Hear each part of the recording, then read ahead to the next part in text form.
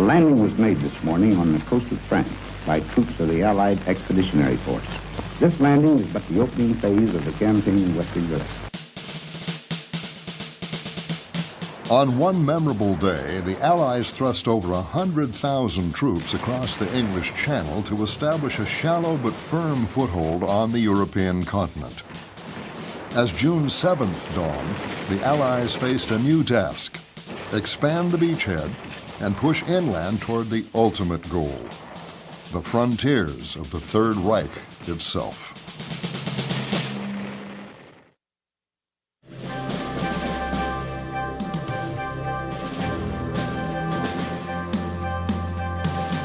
For all the planning, all the material, manpower, ships, and aircraft that went into the D-Day landings, the invasion of France succeeded only in establishing the Allies ashore. The Allies' objectives, for the most part, had not been attained. This was particularly true in the British sectors. The combination of the congestion on the beaches and the failure to push inland fast enough on D-Day proved devastating to the original plan to have Caen by the evening of the first day ashore. In the American sector, the GIs clinging to their shallow beachheads realized that the ordeal on the beaches served only as the curtain raiser to the liberation of Europe. Months of hard, vicious fighting lay ahead. Expanding the lodgement and linking all the Allied beaches together became the main priority on D+1. On D+1, Field Marshal Montgomery, the ground forces commander, arrived off the Normandy beaches to have a conference with his two army commanders. He urged them to quickly consolidate their beaches, link up, and push inland aggressively. Particularly, he was disappointed in the British failure to take Caen the first day of the operation. He needed to take Caen to break out into the open country to be able to get his mass of armor engaged in open terrain to take on the German reserves rapidly approaching the coast. With strong German units only a few miles from the beaches, the possibility of a counterattack that would push the Allies back to the water's edge remained a major threat. Even though officially we might have said the beaches were cleared, the resistance was still coming from behind the beaches. A lot of that was from artillery pieces, and that was going on into the D+2 and beyond. Then we had some machine gun fire that was still covering the beaches. We had sniper fire that went on into D2, D3, and it was very effective as far as the Germans were concerned, because they not only were able to create some damage by their own sniper fire, but more particularly, they were able to keep our troops on edge. We were in tents on the beach, actually not literally on the beach, but in the dunes just inland from the beach, because the beach was too big a target. There were already enough arriving troops there that we didn't want to add more of us to there.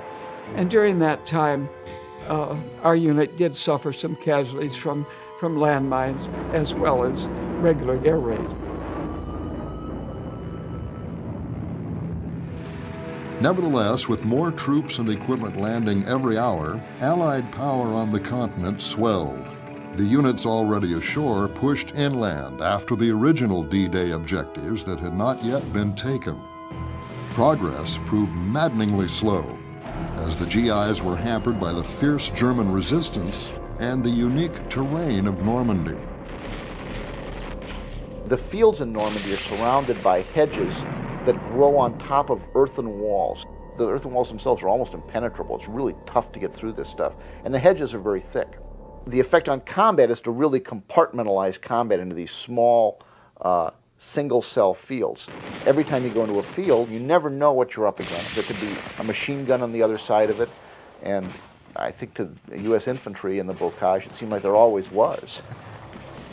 The 4th Infantry Division made slow progress through the difficult terrain. They had already linked up with the paratroopers of the 82nd Airborne behind Utah Beach late on the 6th. So now the division turned and began to move from the area around Sainte-Mère-Église and Utah Beach toward Cherbourg, the vital port at the end of the Cotentin Peninsula. Its capture was a high priority for the Allied planners. The Allied forces in general desperately wanted a good port. The Omaha beaches are not ports, they're simply open beaches. Cherbourg was the only major port that seemed within reach, and so the U.S. Army's mission was to go up and seize Cherbourg. On the left of the American toehold in Normandy, things were worse behind Omaha, as the 1st Infantry Division, seeking to link up with the British to their left, advanced slowly toward Bayeux. At the same time, the 29th Division pushed the other direction toward the town of Isigny, as they headed for Carentan and a link-up with the airborne and the Utah beachhead. It was slow going, and the Americans fell further behind the pre-invasion schedule. The villages like Carentan and some of the others inland from Omaha were a lot tougher. First of all, the drops were scattered, and secondly, they didn't get as many troops off Omaha Beach on the first day. I had occasion to go to what was then the 5th Corps headquarters, which was on the upper part of the bluff, and they had dug some trenches, and here's General Giroux down in the trench, you know, and that was his CP, and so even as I said, at that point, when you would have expected that, according to plan, he would have been maybe 6 or 8 miles inland, he was still right there. To make matters worse for the Allies, aerial reconnaissance showed more German armor moving toward Caen. Though the German High Command still believed that another landing would take place at Calais, much of the Panzer Reserve was released to contain the Normandy lodgment. For the German panzer units, the passage through France to the front lines became a nightmare. Moving by rail or road in daylight attracted Allied fighter bombers, whose bombs and rockets destroyed vehicles and slowed movement. One German commander referred to it as a foretaste of hell. Certainly the fighter bomber in Normandy played a tremendous role at the battlefront. The number of actual tanks destroyed by fighter bombers is relatively few. What their real impact on the battlefield was in the interdiction of German soft-skinned transport vehicles and troops out in the open. A lot of traffic we had to shoot up would be teams of horses pulling wagons of ammunition and covered with straw at the back. It looked like a farmer's hay wagon. Germans were experts on camouflage. They had to be, because we pretty well, by the time the Normandy invasion was on, we had control of the air. So to move stuff on the ground, they had to hide it pretty well. And they were quite good at it. Any, dispatch riders or jeeps, anything like that, they'd be racing along a French road, and if they'd have one guy sitting riding backwards in the motor vehicle, watching the air. And if he saw any of us up there, he'd signal to the driver, and they'd duck under the nearest tree or a bridge or whatever. As well as Allied air attack, German efforts to reinforce and resupply the defenders of Normandy also faced harassment from the French resistance.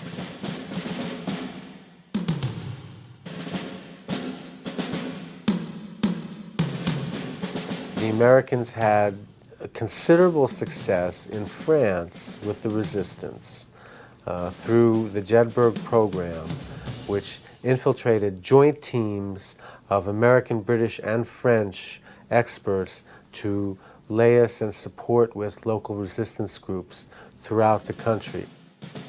We would then train these people as guerrillas and eventually lead them, in many cases, in attacks against German installations, against German movements, either road movements or rail movements, cut the railroads and the roads as ordered by London. They were interested in doing anything that was possible to slow down that unit from getting up to reinforce the German troops that were up to defend the Normandy invasion area. Despite the risks, the Germans continued to put badly needed reinforcements on the roads of Normandy.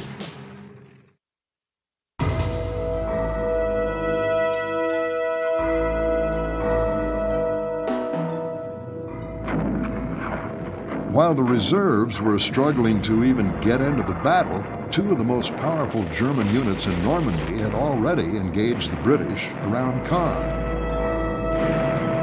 The 21st Panzer Division and the 12th SS Hitler Youth Divisions worked together to halt all British efforts to take the vital city. Meanwhile, the British, moving inland from Gold Beach, cut the Caen Bayou Road. The next day, the British captured Bayeux itself. But there weren't very many civilians around, except in Bayeux, which was captured and wasn't damaged. Allied troops stood by as French civilians beat and humiliated their fellow citizens who had collaborated with the Nazis, while doing their best to protect German prisoners of war. The hardest part of our time, the first few days, was disarming the French people. Because they would grab these rifles or whatever it was, and they would indiscriminately just shoot the Germans. They were, had been under German rule, and they wanted to retaliate, and you couldn't really blame them. But again, the Geneva Conference didn't go for that. A lot of it was, we just forgot about it too. By D+3, the Americans and British had linked up near Bayeux, giving the Allies a little bit of maneuvering room.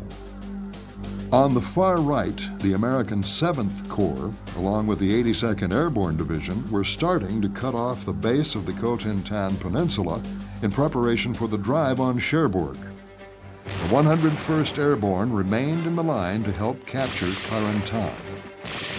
The Germans realized how important this crossroad town was to the Allies and reinforced the defenders.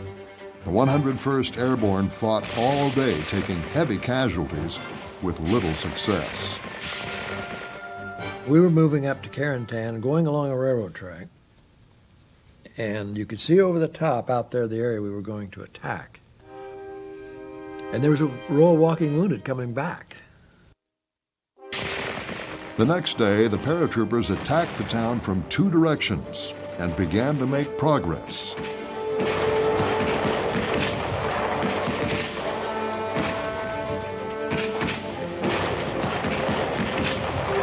On June 12th, the Germans, who were low on ammunition, were forced to retreat, and Carentan fell to the tired GIs of the 101st Airborne and 29th Infantry Divisions. The American beachheads were finally linked. The lodgment in Normandy was now nearly 10 miles deep and about 60 miles wide. General Eisenhower came ashore on an inspection trip and felt the beachhead was finally secure. So we moved on out through Carentan to an area beyond the city, I don't know how far, but in the hedgerows, and set up defense along there. And we were in that area, I don't know, some days.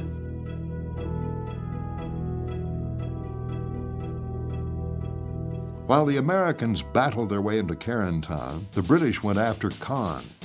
Operation Perch, a two-pronged thrust against the city, was launched on June 10th. When the British failed to take Caen on D-Day, Montgomery had to go back to the drawing board and conceive of another offensive operation to take this vital city. And that's exactly what Operation Perch was designed to do. The British would initially face more skilled, combat-effective German units than the Americans would. The Americans would spend the initial time fighting against static divisions that, for the most part, had no combat experience, that were composed significantly of forced conscriptees. But the British would soon face German Waffen-SS, Panzer Grenadier divisions, highly motivated, very well equipped, very well trained, combat experience. They would face them initially because as those units began to feed into the battle area, they would come in through the road network leading to Caen, and then, just by matter of proximity, they would encounter the British first. But then also, the topography in that area tended to favor the rapid movement of vehicular traffic. Perch quickly unraveled. One prong of the offensive, spearheaded by the veteran 51st Highlander Division, smashed itself against the 21st Panzer and made no progress at all. To the west, the second prong of the offensive, led by the 7th Armored Division, looked promising at first. The 7th Armored Division penetrated some 12 miles to this small town, Villers-Bocage, and were actually taking up positions in the town when the Germans reacted rather violently to this incursion, for want of a better way of putting it. And the battle raged for 2 days. The 4th County London Yeomanry, being the leading regiment, suffered rather badly. The Panzers, combat veterans of the Russian front, tore the leading brigade apart. The Germans concluded that for the moment, Caen was safe. Rommel wanted to take advantage of the situation and counterattack the Americans while the British regrouped after the failure of Perch. But he had no reserves to throw into such an operation. In fact, his units were already stretched to the limit. Rommel had stopped the British outside of Caen by using his available strategic reserves and putting them in the line. But what that did was it prevented Rommel from counterattacking the American drive at St. Lo with enough force to blunt that operation. He simply didn't have the available troops to put in the line over there and throw into that fray.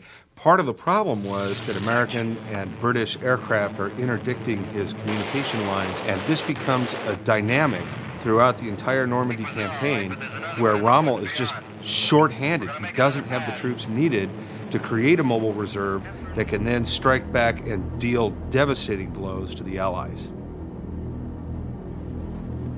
There would be no counterattack against the Americans, who by now were pushing ever closer toward Cherbourg while driving on the road junction at Saint-Lô. While the Americans drove on Saint-Lô, the Germans were beginning the V1 attacks against England. The English had thought they were safe from another blitz, and the random strikes by the pilotless flying bombs struck a sharp blow at British morale.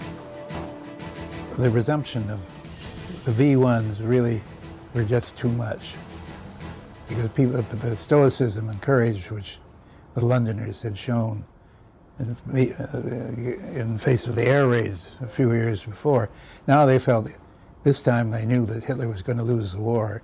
It was just too much to face the V1s, and then pretty soon the V2s, which were like cruise missiles.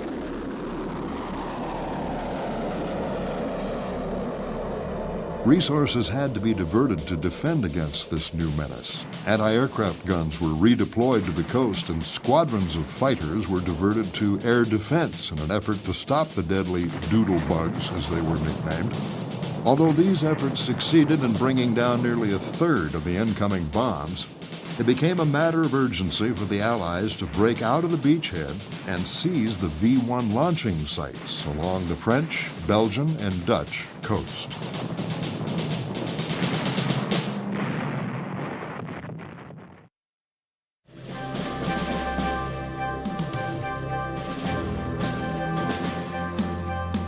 As the drive inland took shape, the weather improved enough to allow the Allies to land huge quantities of men and supplies across the beaches. In the ports of England, waves of men and material were loaded into transports and shipped over to build and broaden the towhold on the continent. They laid a phone cable right across the ocean as they went across. We called Normandy Beach, telling them what material was coming over the next day, and they would send us an SOS and saying we need tanks and we need this immediately, you know. And so we would try to send over what they needed. This monumental effort helped the Allies keep the pressure on the Germans. Nevertheless, supplying the armies without a port was a difficult job. If you want to know what it was like, if you saw the motion picture of Private Ryan, it was a lot like that. There were still bodies in the water, and we could see all kinds of debris from the invasion, and we really admired, you couldn't help but admire what those guys must have gone through, trying to hide behind anti-tank barriers and so on to move in on the coast. They had not had time to remove bodies from the day before, or all of them. There were all sorts of deterrents to getting to the beach easily. The amount of foot traffic and the amount of confusion, you wonder how it could possibly all work out right. The first thing that I was encountered with after getting the first troops across was an effort to try to clear the beach of the obstacles that were there so that the following boats and soldiers and equipment could come in more readily. The Germans had taken railroad tracks in maybe 5 or 6 feet length and welded them together so they looked like big jacks that would impale land craft. We had to dynamite those out and try to clear those away. Allied ability to push supplies across the Channel barrier was already outdistancing their ability to get the needed supplies ashore.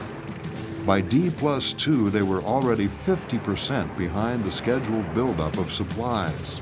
Something needed to change.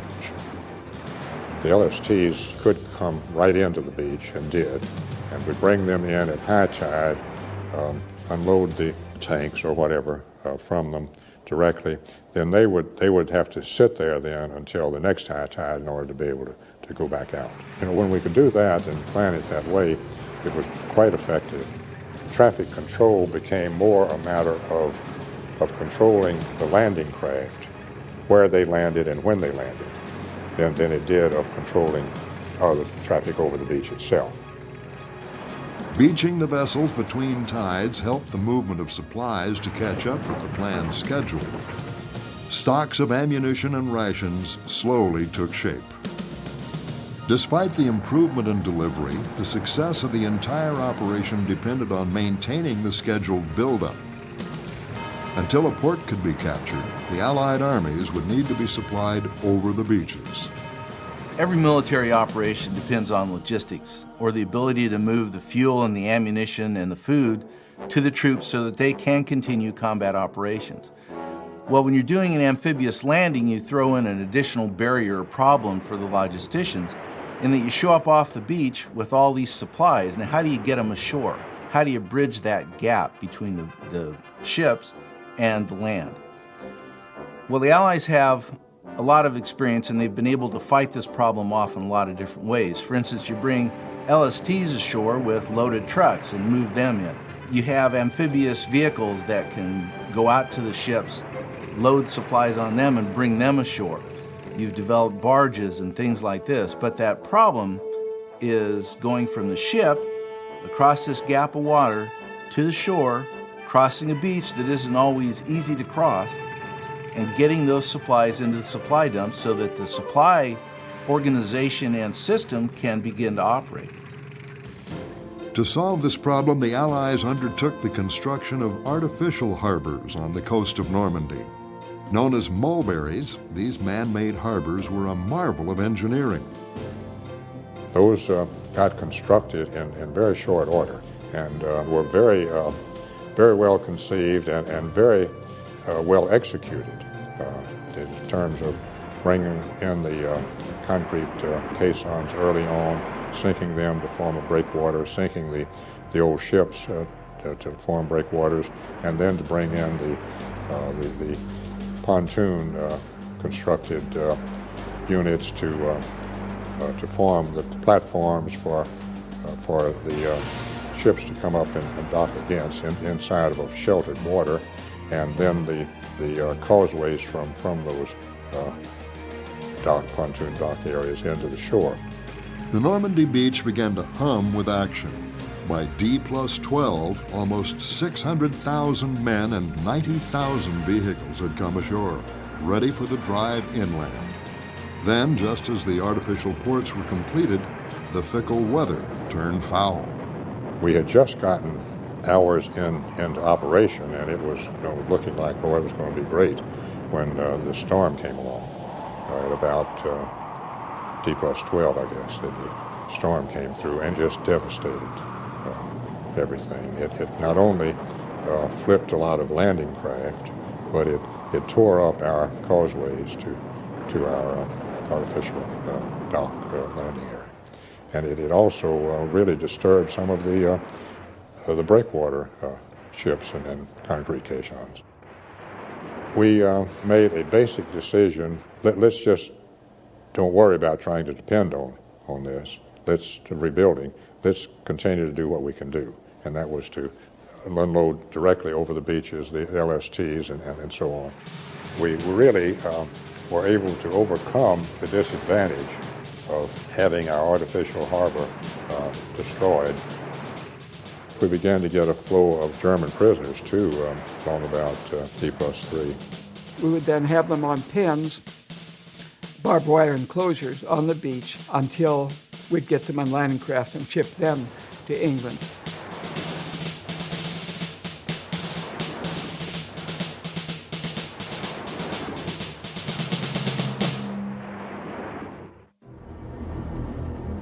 Working almost side by side with the supply people, Allied medical personnel struggled to patch the wounded up and get them in shape for the harsh trip back across the channel. About 2 days after the invasion, hospital ships came in and we would unload the wounded onto hospital trains, and they would send them to the different hospitals in England. Of course, we had medical detachments that were ashore early on, right with the combat troops. And they were very active from the very beginning. Larger medical units began to come ashore, I would say, about D+5 or 6. We sort of set up a hospital. Our hospital consisted of a tent and 6 nurses, 3 work days, 3 work nights, and 3 officers. But we worked 12-hour shifts. We only took care of open bellies and open lungs. Anything else was sent back. It made no difference whether they were German soldiers, whether they were American soldiers. We worked with anybody who was brought in. You get really distressed at seeing young men die. That's the one thing that I recall, because a lot of them did die, they didn't recover from their wounds.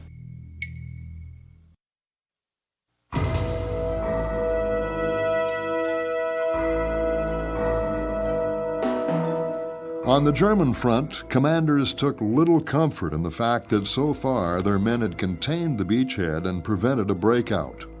They looked across the lines and saw the tremendous flow of men and material coming in from England and concluded that they would not be able to hold the Allies back much longer.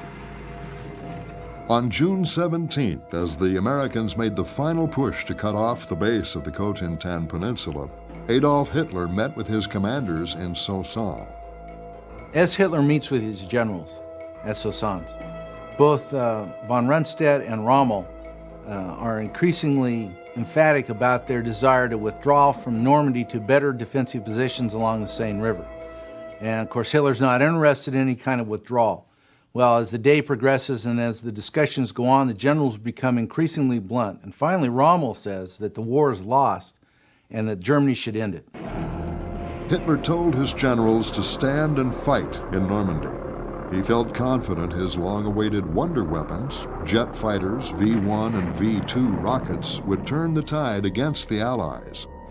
The V-1s and V-2s needed launch facilities as near London as possible, and a withdrawal from Normandy would threaten those sites.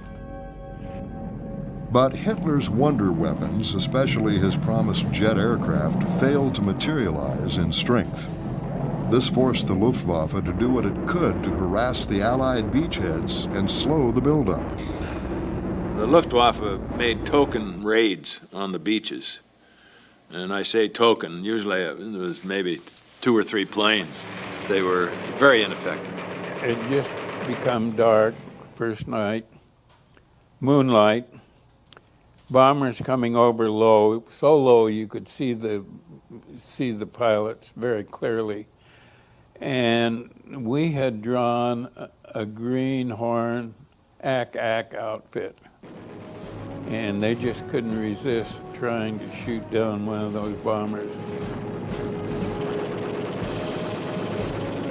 Never much more than a nuisance, the raids often cost the German Air Force dearly. These were resources they could not afford to lose. The plane was on its way down, and it went over my little tree where I was, close enough that I could see the faces of the crew on the plane. And then it crashed about a quarter of a mile up the hill from where I was. I impacted, I still hear that miserable crash and sit in that plane, and I just ducked, had cut everything, and the plane, with one part of the wing shot off, slid sideways, and then I glanced up and I saw some trees coming to me, and I have a little cut here, and I hit the instrument bell. I shouldn't have looked up, I should have covered my face.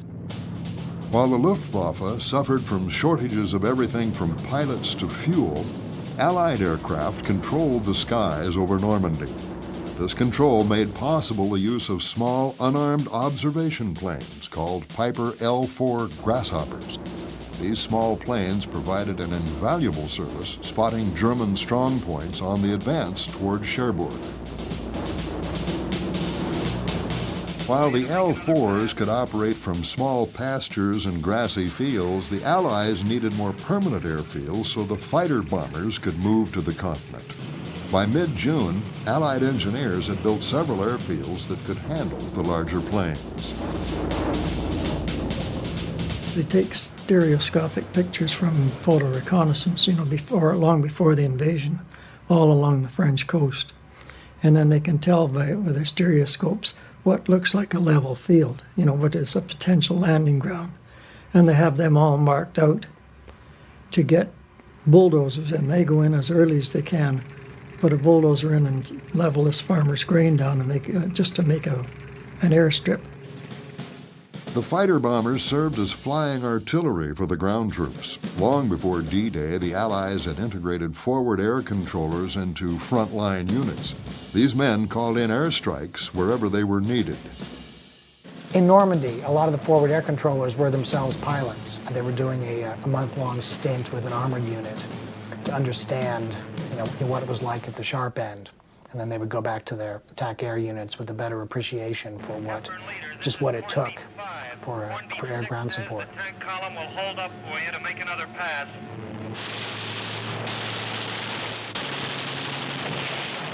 If we thought we couldn't cope with it, then we'd call in the Typhoons, and the RAF observation officer would give the position, map reference, and then they would come and they would take it out. With air operations going well, the British launched their second major offensive against Caen on June 25th. Dubbed Operation Epsom, the British and Canadians again found themselves battling the cream of the German army.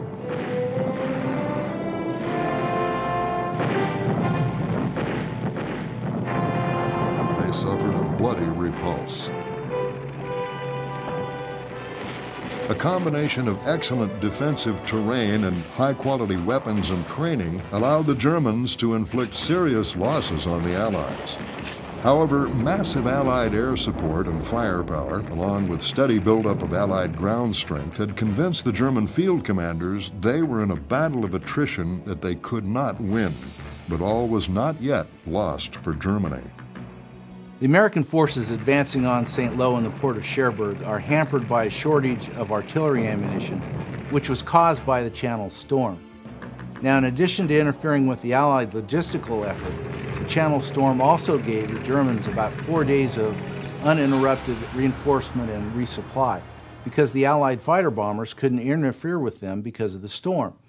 Well, the combination of this input of German resources and the slowdown of Allied logistical buildup means that the Americans will be forced into this bloody yard-by-yard fight in the hedgerows.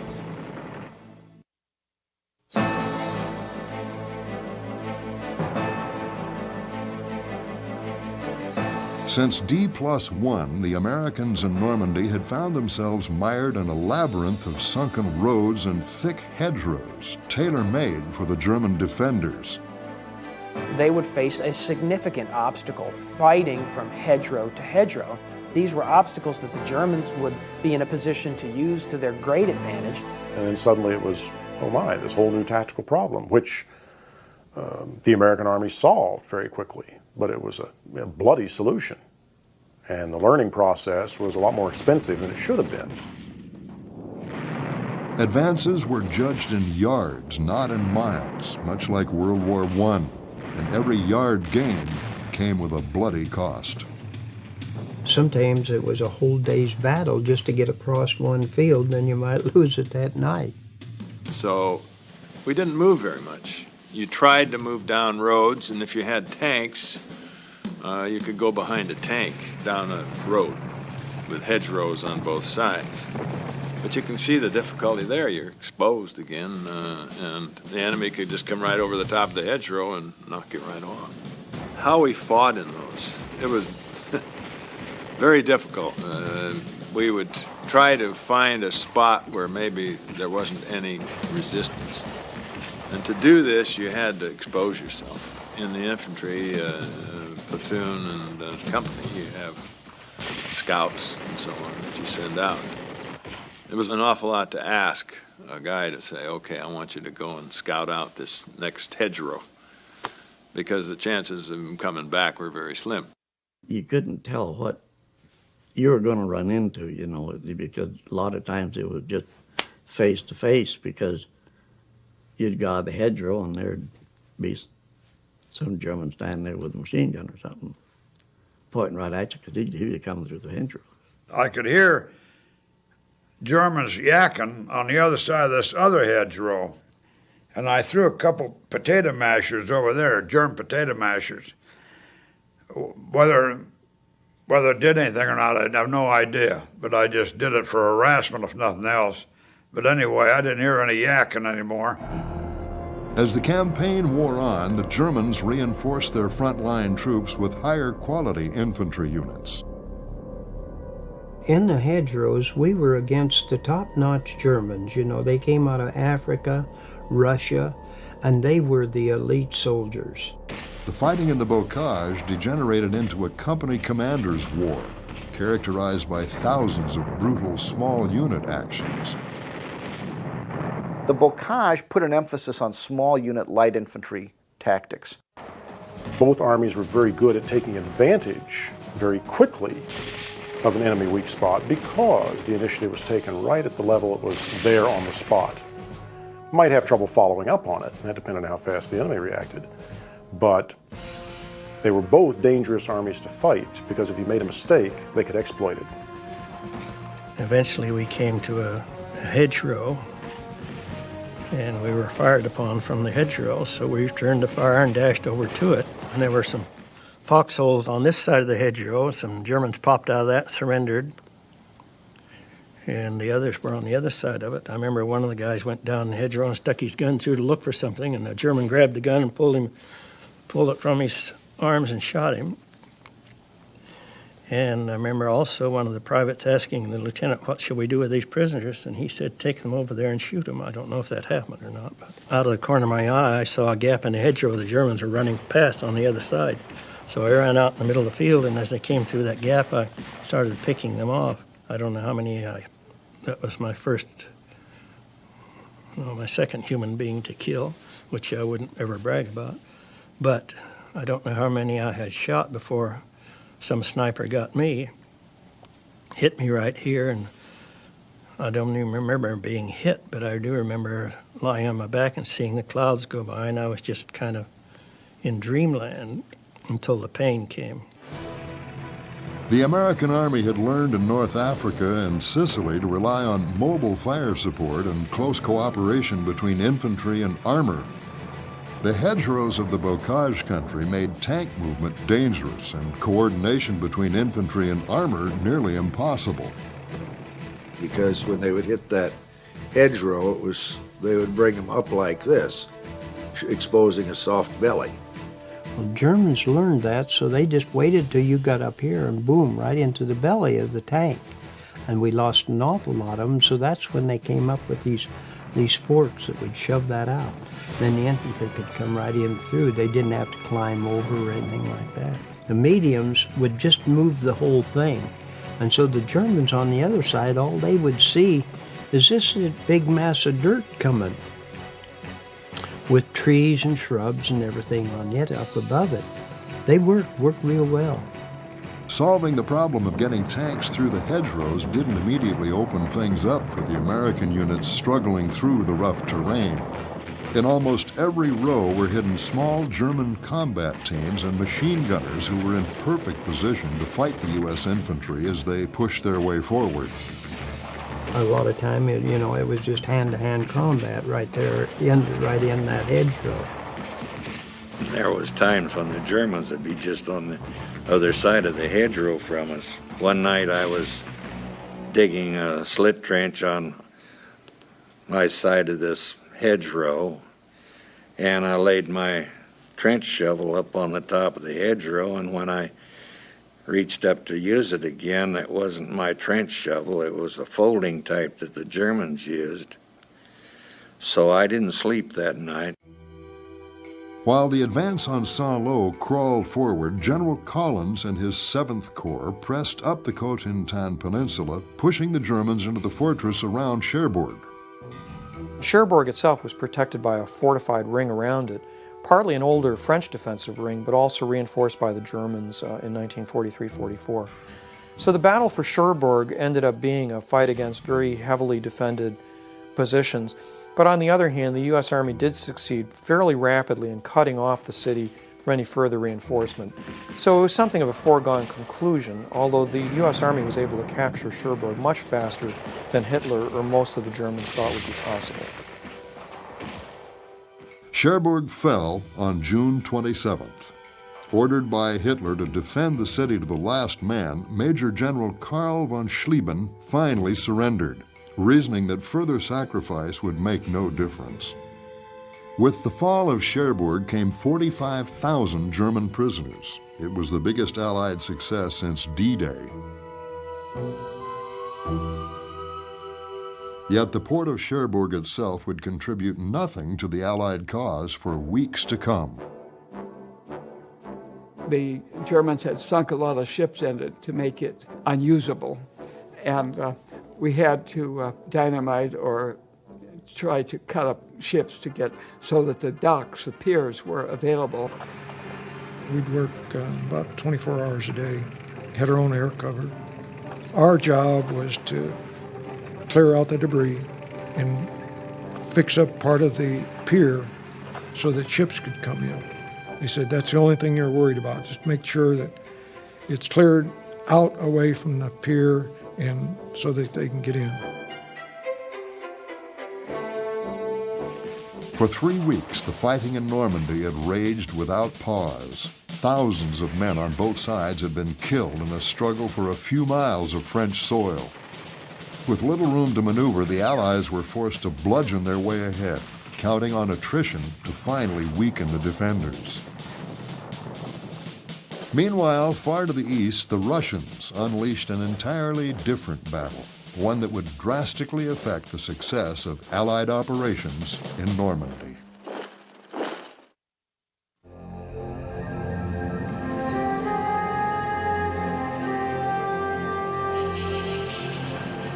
As the Allied forces struggled to break out of the Normandy beachhead, the Germans on the Eastern Front were trying desperately to hold the Russians away from the Reich. 3 years earlier, the Germans were poised to conquer the world as they swept into Russia in June of 1941. But the Red Army had slowed and then stopped the Nazi tide. They had fought back and inflicted heavy casualties on the Germans at battles like Stalingrad and Kursk. Now, on June 22, 1944, the third anniversary of the invasion, the Soviets were poised for a massive offensive. A lot of people in the West who are aware of World War II know about D-Day and the landings at Normandy, but a lot of people don't realize that at the same time this is happening, in June of 1944, on the Eastern Front, the German army is going to suffer the greatest single disaster of the entire war. They'd already suffered Stalingrad, they'd suffered other defeats, we'd captured a large number of Germans in North Africa, but in June of '44 on the Eastern Front, the Soviets launched the greatest offensive they'd ever launched up to that point, called Operation Bodyguard, where it destroyed 30 German divisions. 300,000 Germans were either killed, wounded, or captured. The entire guts of the center of the line of the German East Front was gone, and the Russians poured through it and made it all the way to Poland and East Prussia. Operation Bodyguard was only the beginning. As soon as German panzer reserves began to move north to oppose the drive into Belorussia, the Soviets struck out of the Ukraine into southern Poland, and then another drive was launched that took Romania out of the war and swept through Bulgaria and into Yugoslavia. And this is all going on at a time that they have to contend with the Allied landings in Normandy, and they have to switch forces there because they can't ignore it. So this was a tremendous blow to Germany in terms of its war effort, and it also meant that we weren't going to face a lot of divisions coming to Normandy because the Germans simply didn't have the units anymore. Finally caught in a real two-front war, the 1,000-year Reich had in fact 11 months left to live.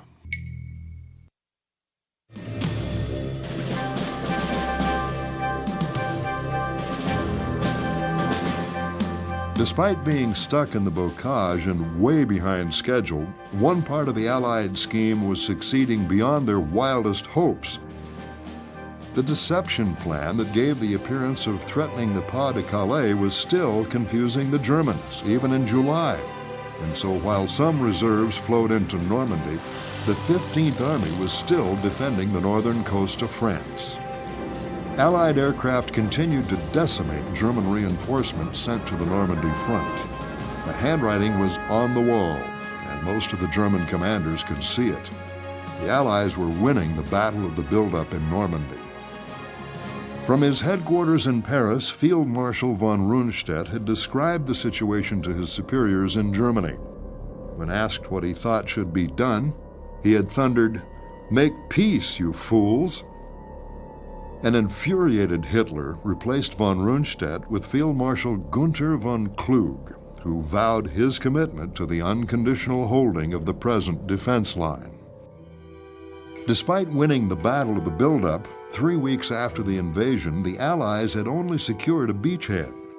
The Allied plan had envisioned the seizure of Normandy as a base, the opening of the port of Cherbourg, and with a firm base established, an advance first to the Seine, then to the German border.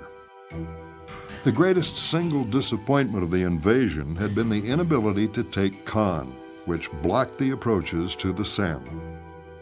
The British troops attempting to capture this city had been held off, giving the Germans time to rush in heavy reinforcements, and subsequent attacks had been stopped. It was in this sector that the most open terrain beckoned, and it was also this end of the Allied line that was closest to Paris. As a result, 10 of the 12 Panzer and Panzer Grenadier divisions that converged on Normandy were concentrated here, facing the British. On the 1st of July, Rommel launched a counteroffensive against the British around Caen. Elements of 5 Panzer and Panzer Grenadier divisions were driven back by the British, but only after concentrated artillery and naval gunfire was unleashed on them.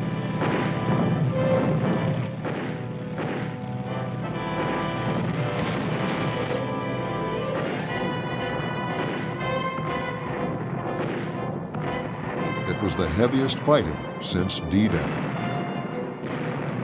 Following this German counterattack, General Montgomery was determined to take Caen once and for all.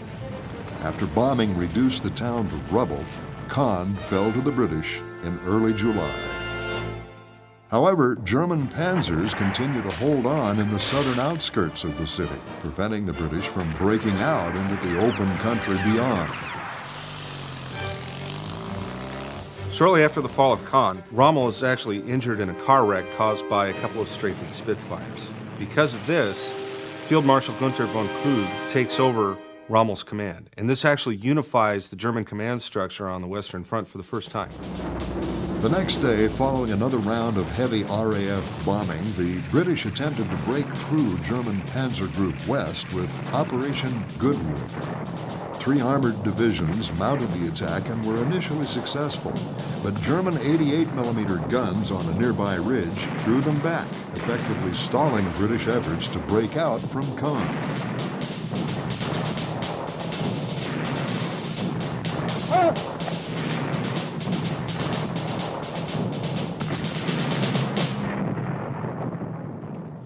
The same day Goodwood opened around Caen, the U.S. 29th Infantry Division that had been so bloodied at Omaha Beach battered its way into Saint-Lô. We went on down into St. Lo. It was just pure rubble. They just flattened everything in there. The rubble was piled high, and you could hardly find a street where you could go down straight. You had to weave back and forth. We didn't see a living thing. Very few buildings left, and most of them were torn down. They just bulldozed streets through them. The capture of Saint-Lô was a major loss for the Germans because it gave the Americans access to roads leading south. This strained the ring of Nazi defenses around the beachhead. A few more pushes, and it might break open. By the 20th of July, the German situation in Normandy had grown precarious. The British held Caen, and the Americans were in Saint-Lô, poised to push through the bocage and into open country. Far from Normandy, the frustration of the German military hierarchy led to a desperate act that electrified the world and revealed that there was dissension within the enemy camp. At the Wolf's Lair, a planted bomb had demolished Hitler's map room, but the attempt to assassinate Hitler had failed. Retribution against the plotters was swift. Even as Hitler visited the mangled survivors, Nazi secret police, or Gestapo, were exterminating almost 5,000 suspects. Field Marshal Erwin Rommel was implicated in this plot to kill Hitler, and he's one of the victims of the roundup of the conspirators by the secret police. But because of his status as a war hero in Germany, he's given the option of committing suicide rather than face an embarrassment or the embarrassment of a state trial. So he commits suicide, and he's given this very lavish state funeral, which is presided over by Adolf Hitler, the very leader in whom he had lost faith. Hitler's command style became even more self-centered, even more unwilling to look to outside advice. So the war continued to be fought from East Prussia, and Hitler's direct intervention became more frequent and less beneficial to the German war effort. The abortive coup had little effect on the military situation in Normandy. There was no widespread uprising against Nazi rule among the armed forces. The combat soldier was too busy simply trying to stay alive. However, it was becoming increasingly clear to the German commanders in the field that their ability to hold the line was almost at an end. Von Klug, writing to Adolf Hitler, "In spite of intense efforts, the moment has drawn near when this front, already so heavily strained, will break. And once the enemy is in open country, an orderly command will hardly be practicable in view of the insufficient mobility of our troops. I consider it my duty to bring these conclusions to your notice, my Fuhrer, in good time."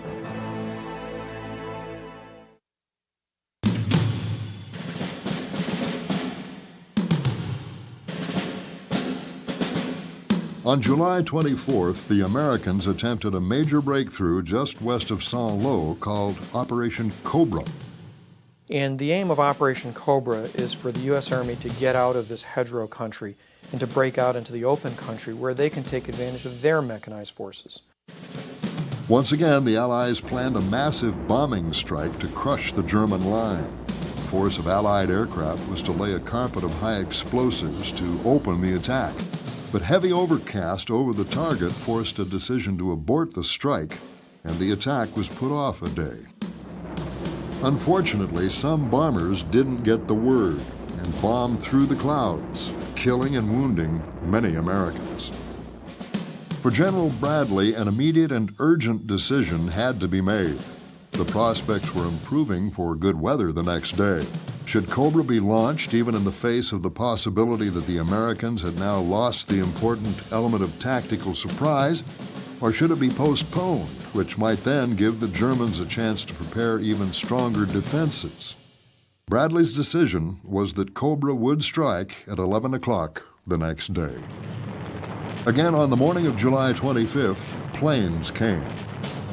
One observer called the seemingly endless waves of planes the most imposing aerial parade I've seen since the beginning of this long war. The sky actually looked like it was black. We didn't think there was that many airplanes in the world. Boy, I mean, the trees were shaking, the ground, man, it was you could hardly stand up like being on a boat. Gradually, the torrents of exploding bombs began easing back toward the Allied line.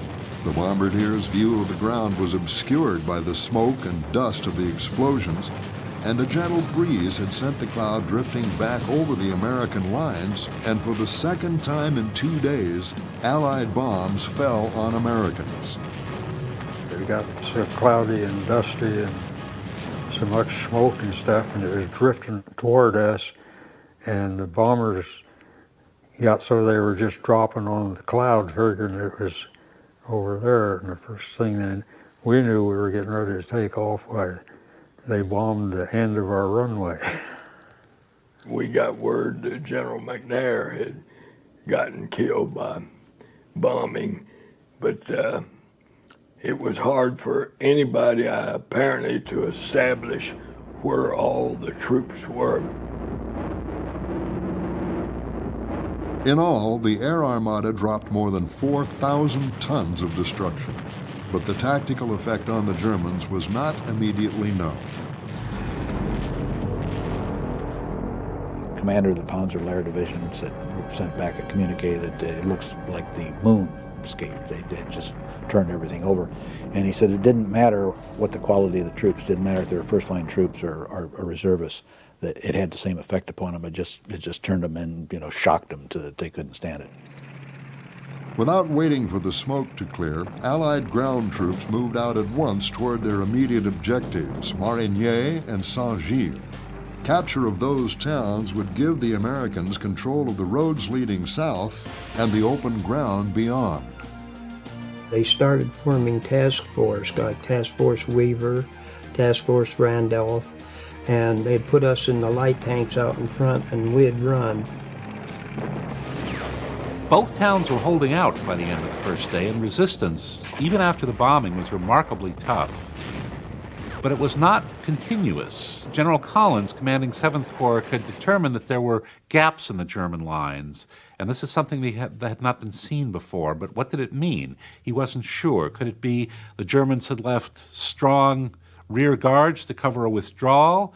Could it mean this was just an outpost line and the main line of resistance was somewhere deeper, still untouched? Or could it be this was all the Germans had left? He had a serious decision to make for the next day. Because the entire success of Cobra depended on a 7th Corps breakthrough, Collins decided to gamble. It would prove to be one of the most fateful decisions of the campaign. Collins committed his armor to the breakthrough. The masters of the Blitzkrieg were about to be shown what the Americans had learned about mobile warfare in North Africa and Sicily. The American armored forces were task organized into these fast mobile columns with combined arms. They had infantry and engineers, rhino tanks, and things to help them through the last little bit of the bocage to break out into open ground. Also, overhead of the columns would be Allied fighter bombers who were being controlled by forward air controllers with the armored columns themselves.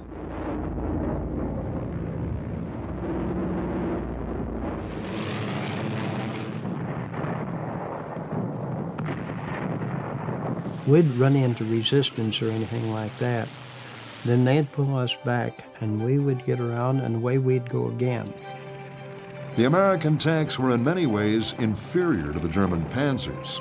However, these disadvantages were made up for by sheer numbers, innovative tactics, and one key technological edge. We had full control, power control on the turret. The Germans had to wind theirs, which was an advantage to us because if we could maneuver, we could get around and get to the side of them. A German tank officer captured by the Americans is said to have sneered at his captors. One of my tanks is as good as 10 of your tanks. And the Americans sneered back, too bad we had 11 tanks. So a lot of the American capability in terms of armor was sheer numbers. If the Third Army had had Panthers instead of Shermans, they'd have never made it to Germany in the time they did, because they had just left all their Panthers strung out, broken down across northern France. The United States Army went from Normandy to Germany and won the war, and did it with the Sherman tank. And there's really no other tank they could have done it with. The old Sherman, one of the best things about it, you know, you could pull that engine, replace it, and have it back in action. It'd have 5 holes in it, and they'd put it... Continue. Picking up speed as it went, the American offensive pressed ahead through the crumbling German defenses. By July 27th, complete breakout from the Normandy beaches had been achieved. The Allies drove 25 miles deeper into the German lines over the next 36 hours and approached Avranches. The Americans were finally in the open. By that time, we was getting up into Hill 122, Hill 112, and we were getting observation back at them now instead of them, you know, having all the observation there. And that's basically what ends the Normandy campaign. The U.S. breakout at Cobra near the city of Saint-Lô is what ends the campaign. Patton's Third Army goes racing into Brittany to seize the Breton ports, and the First Army continues to push out towards Paris.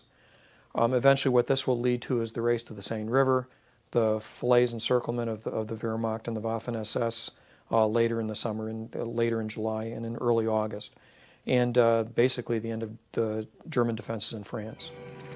Field Marshal von Kluge sent an urgent message to Hitler that his left flank had collapsed. American armor had ripped open the front. Unbeknownst to von Kluge or the Fuhrer, it was about to get much worse.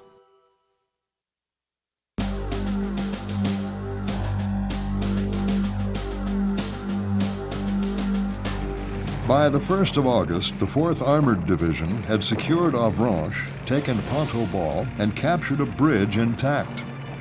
General George Patton's 3rd U.S. Army was activated and, wasting no time, moved 7 divisions through the narrow corridor seized by Collins' troops. The 3rd Army's columns rampaged into Brittany. George Patton, I don't think, was ever happier than when he was just running as fast as he could. As soon as George Patton broke out, I mean, he immediately sent the Third Army racing up into the Brittany Peninsula. And he was, I mean, you can read in his correspondence, he was just happy as could be because he was out in the open running. And as it dawned on the Allied command that really the battle was not going to be in Brittany, it was going to be on the Seine River, that the Germans were in much worse shape than we thought they were. And that in fact it was time to push to the east, not to the west. Bradley told Patton to turn his guys around and come back the other way, and not a murmur from Patton. I mean, he was happy to do it because he was running in a different direction, but he was still running flat out. We were pulled aside and the Third Army came through with, called him Patton and his killers. Patton's Third Army pours through the gap, turns west, and goes into Brittany to try to take the fortified ports. Unfortunately, a large portion of his available infantry and armor gets tied down trying to take these objectives. Word comes down, mount up, we're going to the Brittany Peninsula, the port of Brest. Here we moved into the prime submarine base for the whole German Atlantic Fleet. They were dug in. They had a parachute division. They're ready to fight anything to try to take that port away from them. The 29th was there, I think the 8th Division was there, and the 2nd, there were 3 divisions involved. And it was tough fighting. It was almost as tough as trying to get on the beach. One of the toughest objectives probably was at Brest, at the Fort Monterey there. After we had secured the fort, then during the night it was lost because the Germans from Brest could come up some way, came up through there, and they wiped out a number of the men. The 2nd had begun to clear out the city of Brest, which was the first difficult city fighting, because they were heavily built buildings, and you could hit them with a tank round and it wouldn't do a great deal. So they had their challenges. We had, on the northern part of the periphery, we had the French forts to worry about, and they were massive affairs that had long-range naval artillery. And particularly at Brest, we got strung out so that at times I only knew where the men were that I placed them, because we had to cover a long frontage because of losses there. And when the Germans were sent 3 or 4 people under the truce white flag to surrender, they came through my company as they walked to the rear. Fighting for the Brittany ports will go on well past the fall of Paris. But the fact that a significant part of his army is tied up in this conflict on the coast doesn't stop General Patton from continuing the breakout of the Third Army. As the Allies were breaking open the Normandy front, on the Germans' eastern front, the Red Army arrived just across the Vistula River from Warsaw. This prompted the Polish resistance movement, without coordinating with the Soviets, to begin an uprising.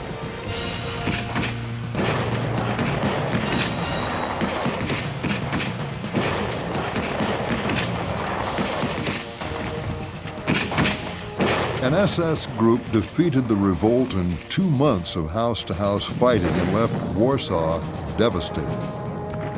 Such terrible damage had been done to the German army in the east that resources had to be sent there to firm up the front. And these resources could not be sent to Normandy to firm up the front there. Germany was caught in a two-front war that its military had always dreaded, and disaster was looming. As Patton's drive entered Brittany, Hitler ordered von Kluge to retake Avranches and cut off the American spearhead. The Field Marshal responded that such an attack was beyond the capability of his forces. Hitler then sent a personal emissary to von Kluge's headquarters to observe. The Field Marshal knew he was now suspect. On the 4th of August, Hitler sent a detailed battle plan to von Kluge and again ordered an attack, leaving von Kluge no choice. When the U.S. Third Army broke out, the breakout route was a fairly narrow corridor along the coast. And it doesn't take a genius to look at a map and say, you know, a narrow corridor is perhaps susceptible to being cut off. And Hitler wasn't a genius, but he saw this. And so he ordered Panzer Group West to assemble whatever armored divisions it could and to throw everything into a counterattack to cut that corridor. This was called the Mortain counteroffensive. The success of the German attack was compromised from the outset. 2 days before the attack began, Ultra, the British code-breaking operation, had alerted Montgomery and Bradley to the movement of panzer divisions westward. General Bradley was able to reposition the forces from the 7th Corps to meet the panzer's assault. They took the artillery and the infantry and everything, and they went in and fought the regular counterattack. Germans thought they could drive through there with all their tanks and everything and cut off the supply for the American army from the peninsula, from the coast.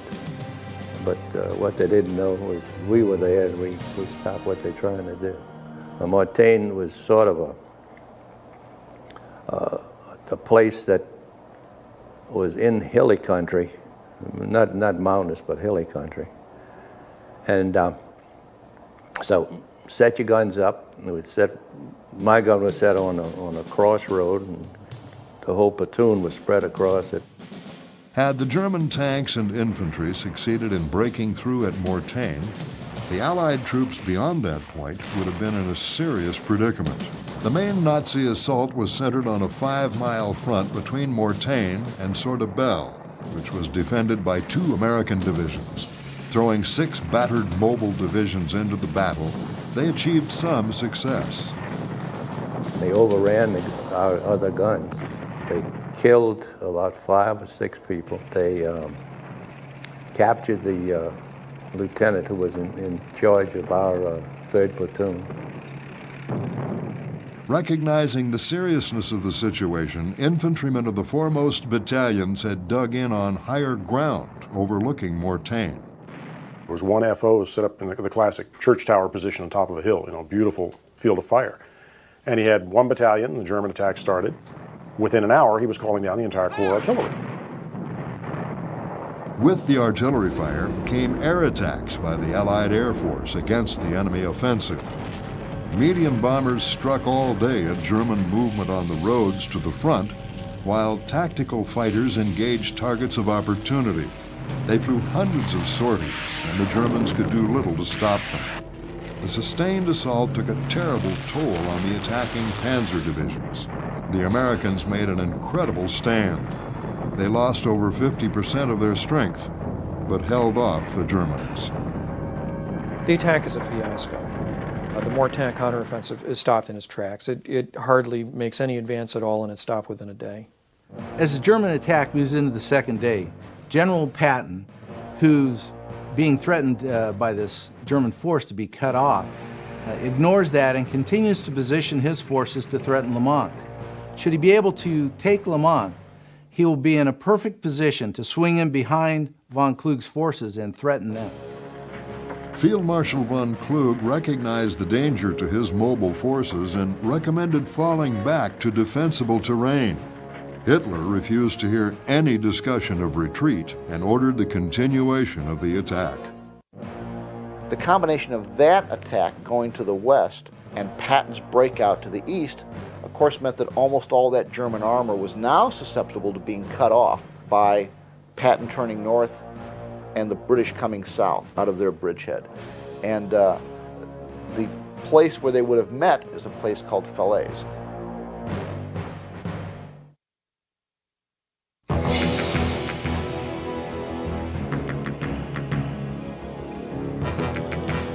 To the north, the Canadian First Army was preparing to make their advance on Falaise. On August 7th, the orders went out. That night, infantry and tanks would ride south as an armored phalanx, following a path cleared by Allied air power. Following the order to move out, the ground attack started. Searchlight beams bounced off low clouds to bathe the field in artificial moonlight. The weight of the bombardment and the force of the tank infantry assault gained the Canadians 3 miles during the hours of darkness. At dawn of August 8th, the troops were through the main line of German defense. But while they had made a deep penetration and the road to Falaise seemingly lay open, more groups of SS Panzers appeared, and the advance ground to a halt. 3 days after it began, the attack was spent. The Canadians had won 9 miles, but could go no farther.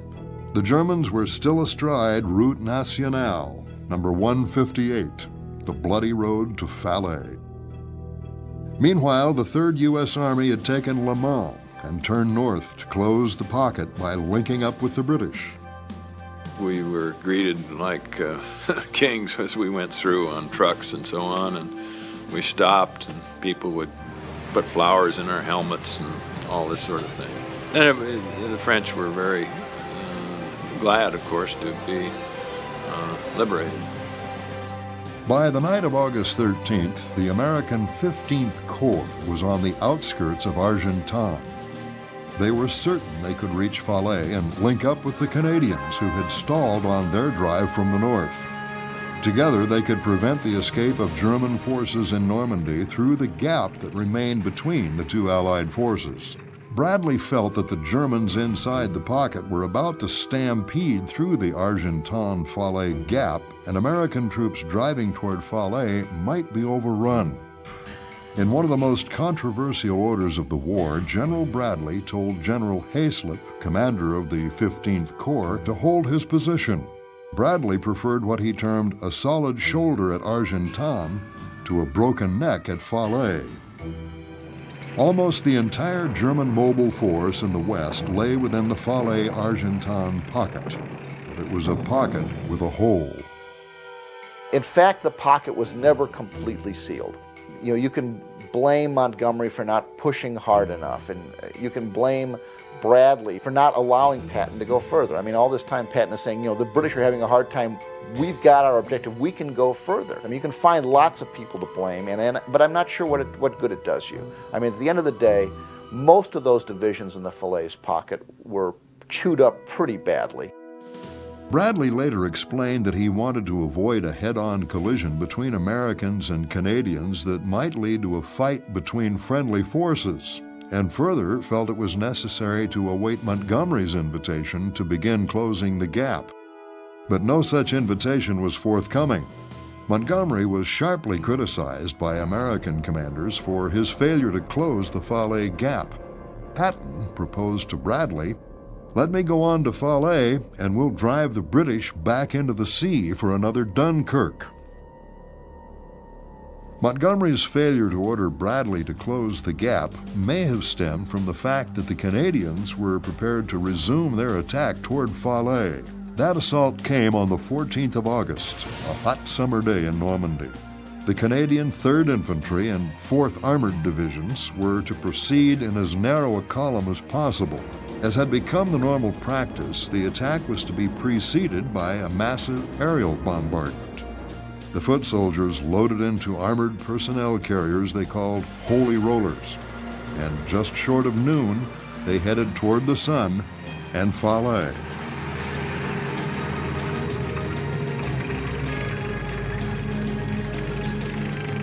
The leading tanks flailed the fields for landmines seeded in the ground.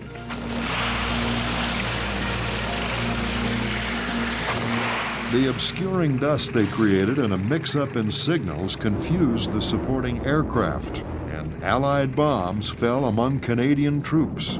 Over 100 were killed and many others injured.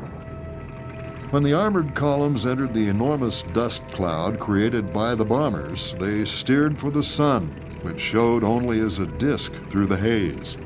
Whenever the Canadians pressed hard, they took the ground they needed.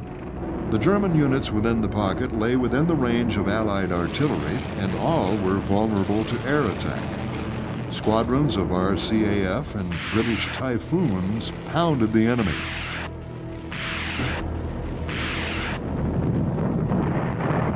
The battlefield at Falaise was unquestionably one of the greatest killing grounds of any areas of the war. If you had been there that summer, they said, you would always smell death in Normandy. A cloud of decay hung heavy in the hot summer air, and it hung heaviest over the gap. Oh, talk about a killing ground. A lot of it, of course, was done by the Typhoons. And bodies all over the place, and dead cows, and the smell was pretty grim, too. And like old Eisenhower said, it was the biggest killing ground the world has ever seen, And he said, like he could walk for 100 yards on flesh. The Canadians entered Falaise on August 16th. The birthplace of William the Conqueror was rubble. The pocket was a cauldron. That night, without Hitler's permission, Field Marshal von Kluge ordered his troops to retreat. Several nights would be needed to get all of them out, if the sides of the pocket could be kept from closing in, and the exit, now only a few miles wide, could be held open. Pounded unmercifully by aerial bombardment, artillery, and armor, the Germans retreated in stunned disorder. I saw one German Panzer Grenadier walking down the road, and he'd been hitting the legs, and he was staggering along saying, "All is kaput, all is kaput." And he was the only survivor in his outfit, It's just like a shooting gallery, They had no defense. All they were trying to do is get out. But my golly, without seeing it, you can't believe it. The roads were absolutely jammed tight from one end to the other, the country lanes and the main roads and everything else. I remember walking down one of these lanes, and it was end to end with burnt out lorries and vehicles and things like that. I mean, the driver's still sitting at the seat, you know, holding onto the steering wheel with the back of the head blown out, type of thing. You know, I mean, this is one specific thing that I remember quite clearly. It was a killing field, there was no question about it. The commanders desperately tried to save their panzer divisions for a stand at the Seine River. Caught in the giant pinchers between Falaise and Argentan, the Germans suffered heavy casualties. Approximately 10,000 German soldiers died in the Argentan-Falaise pocket. More than 50,000 German soldiers were taken prisoner. I think the elite forces of the German army that were protecting Normandy were pretty well destroyed in the Falaise Gap, although there were others that did make their way back to Germany. The Falaise pocket did really chew up the German army in the West. It wrecked the German army in the West, and it wasn't until later in the year that they were able to build a new army when they retreated back to the Siegfried Line. Von Klug would never live to see this. He was disgraced and relieved of command, and en route to Germany, he committed suicide. In his place, Field Marshal Model, who was a very experienced commander from the Eastern Front, takes over the situation, and it was a situation that bordered on complete chaos.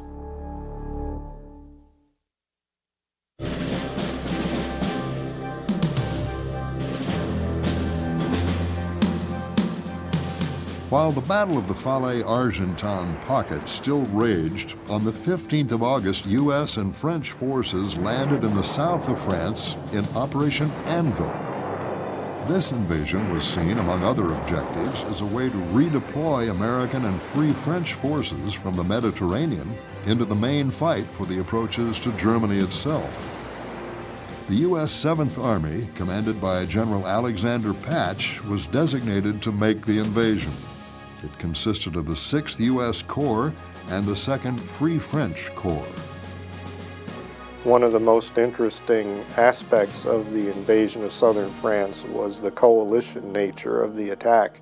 A major coalition partner in the invasion of southern France was actually a French army. And within a few months of that invasion, there is a French field army in the line fighting against the Germans. A development that few Americans are aware of, but the French did participate significantly in the liberation of their own country. Airborne and Special Operations Forces preceded the invasion itself. The 1st Special Service Force, an elite U.S.-Canadian commando unit, landed by rubber boat on some small offshore islands that covered the approaches to the beaches. One of our jobs there was to knock out these large guns that were there according to the aerial photos, and so that when the troops landed in southern France that they wouldn't be cut up. We went in there and found out when we got up on the top that those large guns were really wooden guns. And that wasn't the only time that wooden guns replaced real ones. The airborne and glider-borne forces landed at first light, blocking routes to the beaches and causing confusion for the Germans. As in Normandy, they faced many obstacles. Actually, the combat part was a piece of cake. We didn't really encounter any action at all. The landing was tough because, well, our briefing didn't turn out to be the way it was supposed to be. So the fellow I was flying with, we landed in a grape vineyard. Tore up the glider pretty bad, but didn't hurt anybody. Quite a few of the glider pilots were killed, and quite a few men were killed when those things came in, because there's no control at all of them. For paratroops and gliders both, they had these 6 to 8 inch round peeled poles, sharpened on top, and they were about I'm going to say close to 6 feet tall, that the Germans had buried, not in a pattern. So no matter which direction you came, there was no way to go down between them. The U.S. 6th Corps made the assault on the beaches near Cannes. They faced little opposition from the few demoralized Germans who had already begun withdrawing from the area. The Americans suffered fewer than 200 battle casualties. So we landed in southern France. The 1st and 2nd battalions of the 3rd Division were to go in first and make the initial landing, and we were to follow them in. We hit the southern France beaches, and the beaches were pretty heavily fortified and mined. And a very comforting thing was happening.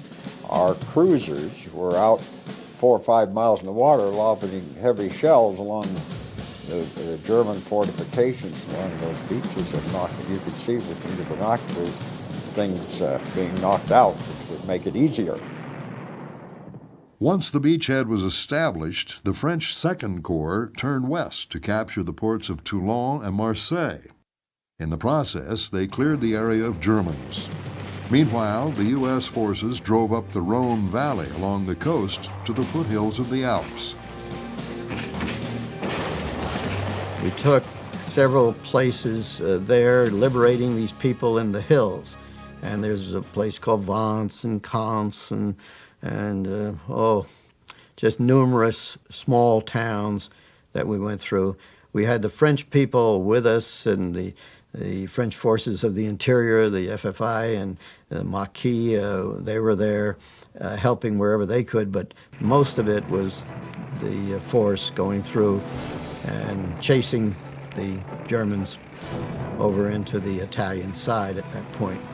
We ended up on the Franco-Italian border then, what you'd call the Côte d'Azur area. And they call that the Champagne campaign because of the fact that it wasn't quite as rough as the Italian campaign, because we had air power by that time and so forth that we didn't have in the Italian situation. The drive up the Rhone Valley was a model of mobile fighting. General Truscott's men, advancing in parallel columns on both sides of the river, made every effort to cut off the German 19th Army under General Friedrich Weiss, which fell back in considerable disorder. Pushed right up through the Rhone Valley to Lyon in no time. Very well organized advance. Even though the Germans were retreating at the time, they potentially could have held them up and weren't able to. Only a well-handled rear guard action saved the remnants of the German army from destruction at the Battle of Mont-le-Mort. As the American ring closed in on the escape route, the 11th Panzer counterattacked and threw back the U.S. 36th Infantry Division. In a repeat of the Falaise-Argentan battle, the Panzers held the road open, while the rest of the army tried to escape. The destruction was really devastating. It totally plugged the road for about 10 miles north of Mont-le-Mort. And so we had to make our road by a bulldozer out alongside the highway. In 2 weeks of running battle, General Truscott's units had virtually annihilated the German forces in southern France. The 7th Army was well positioned to be part of a double envelopment of all German forces west of the Rhine River.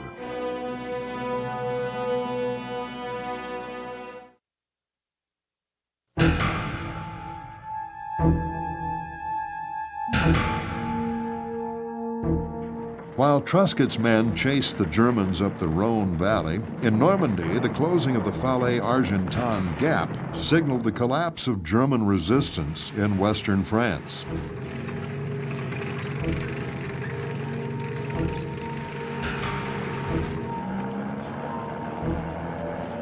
The British drove across the Seine River and into the area of Pas-de-Calais, making up for lost time as they raced through western France.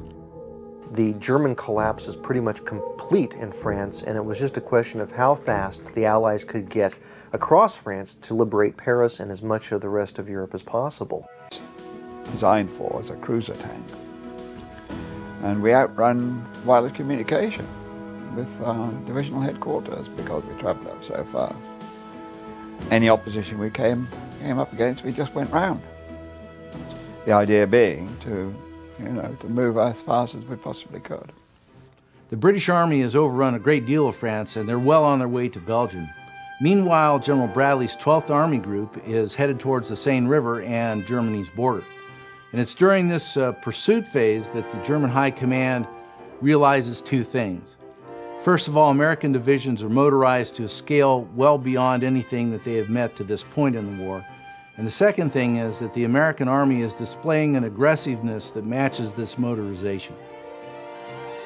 German infantry divisions reliant on horse transportation were outmaneuvered and run into the ground. The result was complete demoralization of the retreating German forces. We were on one highway going towards the Siegfried Line, and we noticed off to the right, about 5 miles off to our right, that our planes were bombing and strafing a German convoy. The Germans were over there trying to get to the Siegfried Line before we did. And it turned out that they lost a lot of men and equipment in the bombing and strafing. And we advanced real fast and got around in front of the Germans and headed them off. Von Mellenthin, who had been fighting in the Eastern Front and arrived as a staff officer just as they were reaching the German border. And his comment that in the East, German divisions are coming back extremely weak, but they were roughly intact. As long as they weren't right in front of a Soviet tank army, they kind of got out of the way and retreated. So they weren't coming back intact. They were just getting remnants coming out of France because the Americans were overrunning everything. And division commands and division rear areas and all the support troops were just evaporating. They were either being captured or overrun, and this just shocked him because he thought it was much worse in the Eastern Front and hadn't realized that against an army that's superior in mobility, you lose everything. When it became apparent that our forces were moving east, German units in places like Bordeaux and Toulouse and so on in southern France started to head northeast, hopefully to get back to Germany before we closed them off. One of our second lieutenants who was in what we call an I&R platoon, it's intelligence and reconnaissance platoon, took a Jeep and drove, several hundred miles south. There was nothing. Finally, he encountered over 20,000 German troops and was able to talk the German general into surrendering. All of this allowed the Allies to take advantage of a month of relatively unchallenged exploitation as they raced for the Rhine. Following D-Day, the invasion had fallen far behind schedule. Yet as the end of August approached, the Allied Army's advance had far outstripped the expectations of Eisenhower and his staff. It shows one thing the American Army does very well, which is improvise, because it was never planned. The strategic planning was to be approximately at the line of the Seine River by Christmas. And instead, once they saw a chance to make a breakout, we went ahead and did it. All that held the Allies back now was a continued inability to keep pace logistically with the race across France. This was a problem that would continue to plague the Allies long after the liberation of Paris, and ultimately fell to General Eisenhower to solve. They'd run beyond the range of effective truck support from Normandy, and the French railroads had not yet been repaired and reopened. Eisenhower chose to go with a broad front strategy, and he's been criticized about this repeatedly in the years that followed. Not only at the time, but historians and experts in military history wonder whether it wouldn't have been wiser to put those limited resources available behind just one army so that it could cut across France into Germany as quickly as possible and maybe end the war sooner. To help ease the resupply problem, dedicated trucks and drivers were used to form a supply chain that would come to be known as the Red Ball Express. They'd have a red ball, and that's all they had for a marking. And the quartermaster or whoever was driving the trucks, they would follow these red balls, and they would be right up there with wherever they were needed. One of the aspects of Army logistics in the European theater, and the Red Ball Express specifically, is that the vast majority of the work being done was being done by colored troops. Now, these are black soldiers who were segregated by the Army's policies from being unable to perform combat duties. They were given the burden of moving logistics forward. And without these black soldiers, the Army's campaign in Europe would have faltered.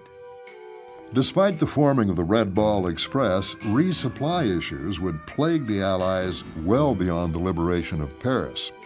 While the First Army approached the capital, General Patton's Third Army was already beyond Paris and closing on the German border, their advance slowed by fuel shortages. Bradley had hoped to avoid a direct attack on the City of Light, wishing to exploit further east rather than take on the liberation of a large metropolitan area.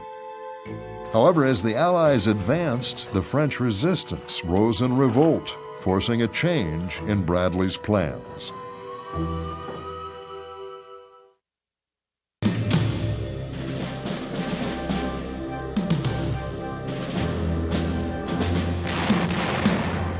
Similarly to Warsaw, the French resistance didn't coordinate their actions in Paris with the Allied advance. Instead, they rose up spontaneously against the German occupiers, intent now only on withdrawing. Sporadic fighting spread throughout the city.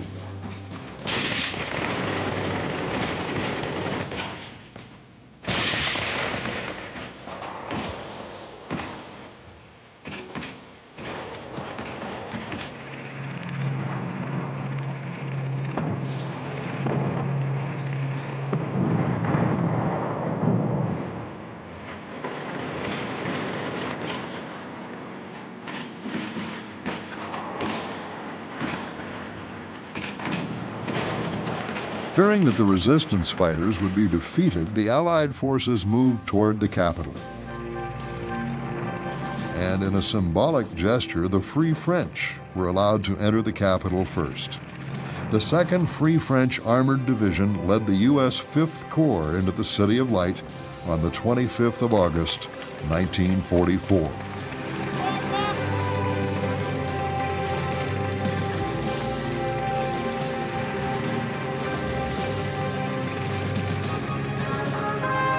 The presence of Allied units in Paris did not immediately stop the fighting.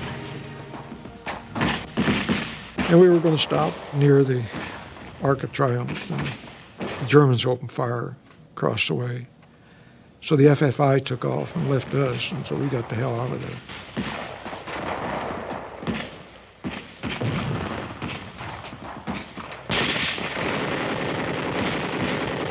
Eventually, the trapped Germans laid down their arms and surrendered to the Allies.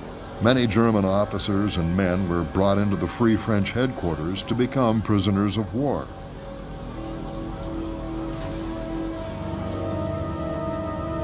As the capital was pacified, it was a euphoric time, and some predicted the imminent fall of the Nazi state. An Allied victory parade made its way down the streets of Paris.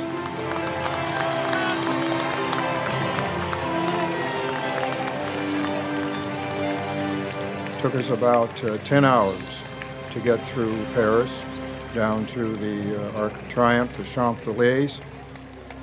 The French people were so happy, so jubilant to be liberated after 4.5 years. Many of them, especially the women, the young girls, would run out and give the troops wine, calvados, bread, cookies. France was again free. On Saturday, August 6th, the people of Paris paid homage to the greatest hero of the French resistance, Charles de Gaulle, who would go on to become head of the French post-war government.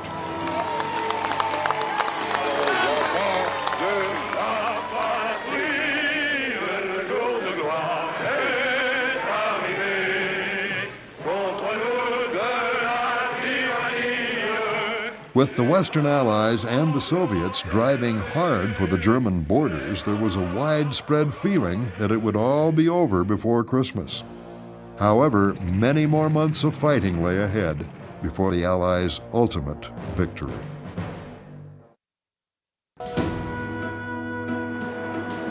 "60 years later, it's difficult to imagine these quiet beaches and fields were a battlefield on which hundreds of thousands of men and women fought and died.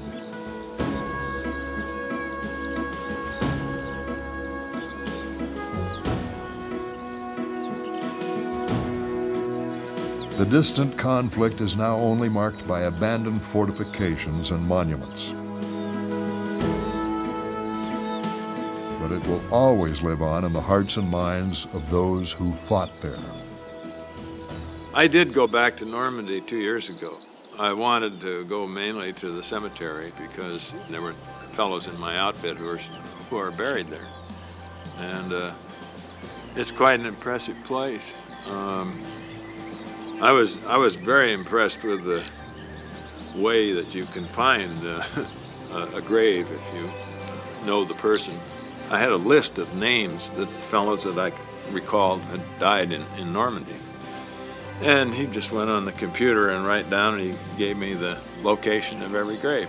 I hate to say it's a beautiful place. I hesitate to say it's a beautiful place, but it's certainly a very impressive place. We went back to Utah Beach, and it was difficult, really, to try to retrace your steps, how you came up the beach and up. It was a little difficult. But the gun emplacements were still there, and then they have a museum there, near there, of how the waterfront looked, and that was a rather moving experience to go back and see that. The first time back was '88. We dedicated the 29th Division monument in Vierville, and before we went out there, I fortified myself with a bottle of wine. And I went out there, and it still cracked me up because I was seeing things that the average person didn't see. Everybody's got their own story to tell, and everyone is different. And as they say, if they say they wasn't scared. Recently, people around me have implied that I'm something of a hero. Was I a hero? No, but I was surrounded by people who were.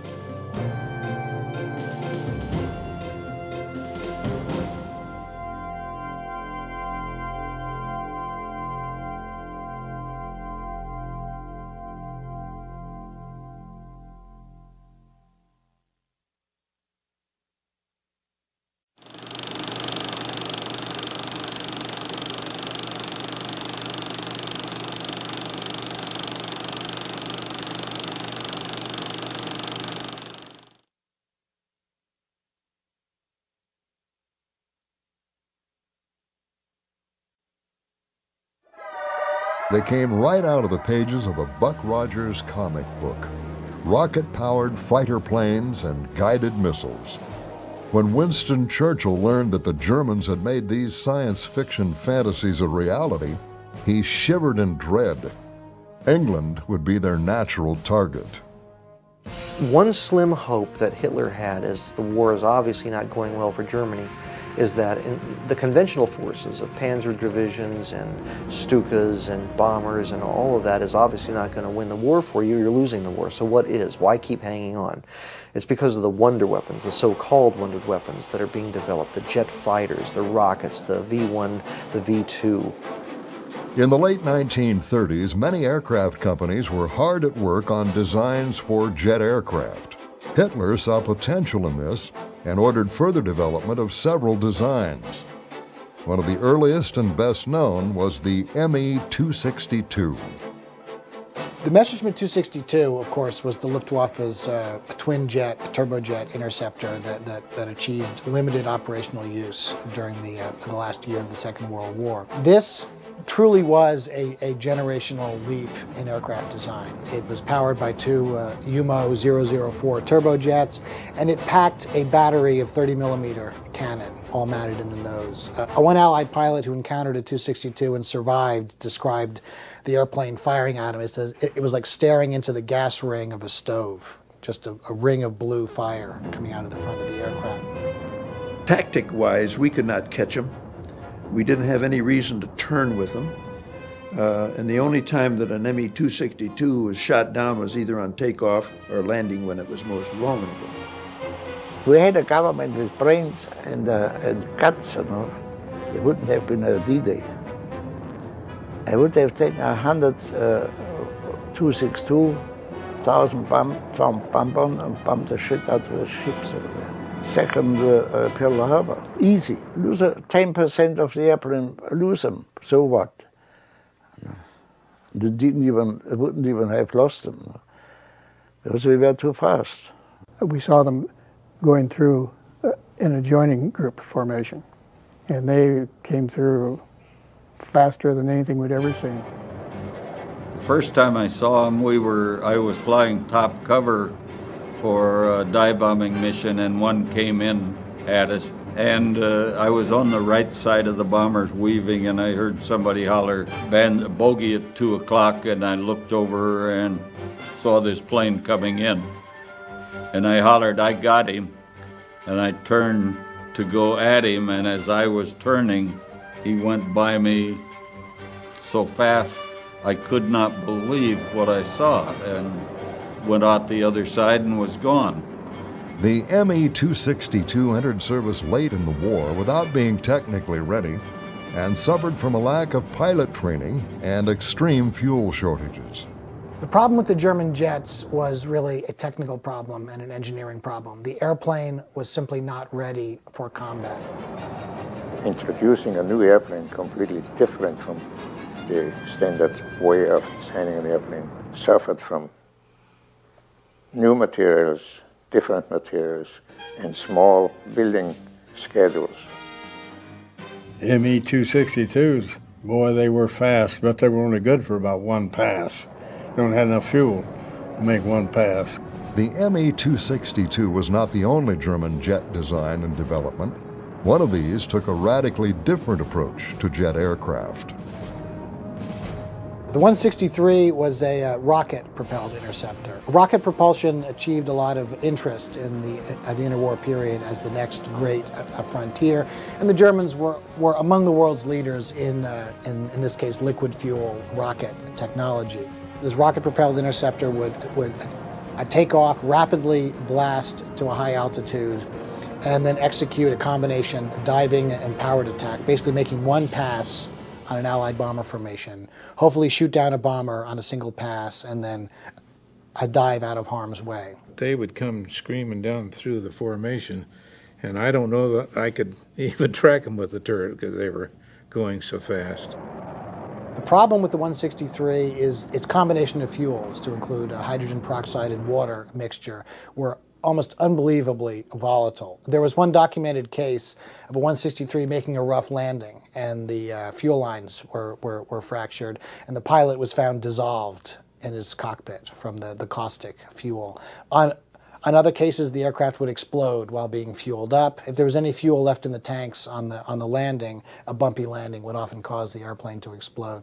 It killed far more of its pilots in accidents than it shot down Allied aircraft. Truly a desperate last-minute expedient. At Peenemünde, Germany's secret test site on the Baltic coast, scientists worked hard on both jet aircraft technology and Hitler's rocketry project. Some of Germany's most brilliant minds raced against the clock to perfect rocket engines and guidance systems for these new weapons. Among these scientists was Dr. Wernher von Braun, who would become a critical player in America's space program after the war.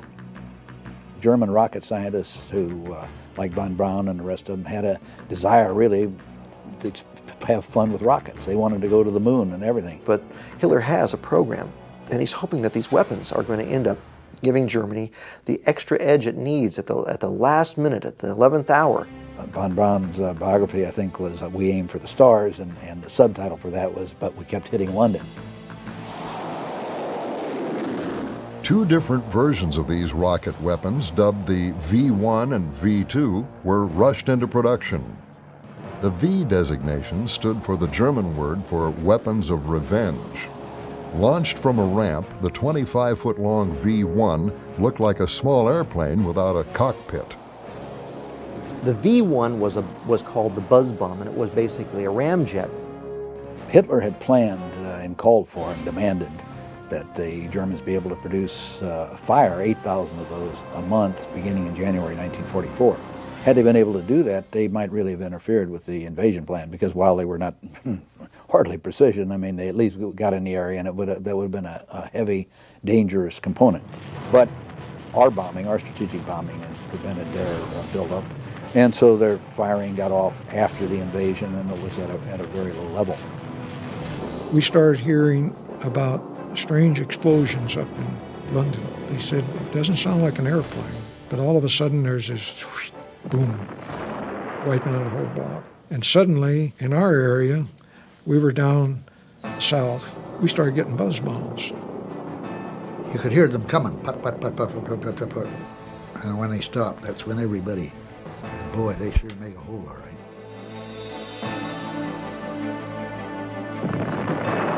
V1, ironically, caused more consternation on the Allies because they could actually do something about it. They could try and intercept it, so they pulled a lot of fighters back from escort duty, and instead of going against German fighters, they went against the V1s. In addition, a lot of anti-aircraft units were set up to try and intercept these V1s. You could see them coming in on the radar, and they'd call up a pilot and say, you've got one, let such and such, get up behind them and blow them out of the air. They got the idea of flying up alongside and tipping the wing of the flying bomb with their own wing. And that upset, they flew on an artificial horizon, a gyro, to stabilize the flying bomb. And that would tip that gyro off, and then it would crash land. And but then we understand they kind of had to quit that because the Germans got a little smart, put a little pressure switch under the wings, so that if you happen to lean on that switch, you'd blow yourself and the flying bomb all to hell. Altogether, the Germans fired over 10,000 buzz bombs at England, but only about 3,500 got through the Allied defenses to hit their targets. 46 feet long and rocket-powered, the V-2 was a much greater menace. It was launched vertically, and although it had a sophisticated guidance system for the time, it was inaccurate. The V-2 was not a precision missile by today's standards. It was very, very inaccurate. You were lucky to hit a target within 5 miles of the aim point. From September 1944 until the war's end, Germany launched over 1,000 V-2s with their 1-ton warheads against England. The V-2 could not be heard before it struck its target, and radar could not track it. There was no defense against the V-2.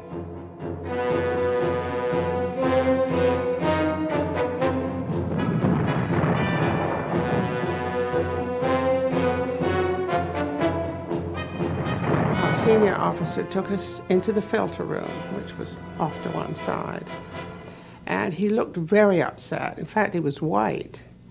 And there was a somber mood in there. And he said, young ladies, I have to tell you something. I feel I should tell you this.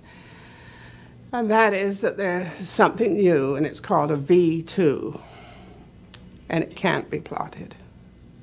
It's too fast. It can't be plotted, and it will be devastating. Boy, when those suckers hit, well, it was just like the New York tower situation. They had to destroy large segments of London, and they weren't targeted any place in particular either. When the V-2 missiles start striking in the fall of 1944, Churchill becomes concerned that if they start falling in the numbers that the V-1 did, that there's going to be a serious problem because they can't be shot down. And there's been some recent archival discoveries that suggest that the British government was planning to ask the United States to use the atomic bomb against Germany as soon as possible as an antidote to or as a response to the German V-2 missile attacks. In reality, that never takes place, in part because the atomic bomb isn't ready yet, but also because the V-2 threat doesn't materialize. There are so many technical problems with the V-2 that the number of attacks is somewhat limited. As far as Germany was concerned, it's a total waste of resources. They're made with slave labor under terrible conditions, and it was altogether an ignoble weapon. Technical problems, poor manufacturing, and Allied bombing all took their toll on the wonder weapons. Had Hitler's Reich been given more time to perfect them, they might have changed the course of the war. Fortunately, they failed to turn the tide for Germany, but they did point the way to the future of warfare. After the Third Reich surrendered, the scientists of Peenemünde ended up either in the Soviet Union or in the United States, where they continued developing rocket technologies. The V-2 program became the foundation for the space race and intercontinental ballistic missiles. Jet aircraft and long-range guided weapons are mainstays of modern military operations.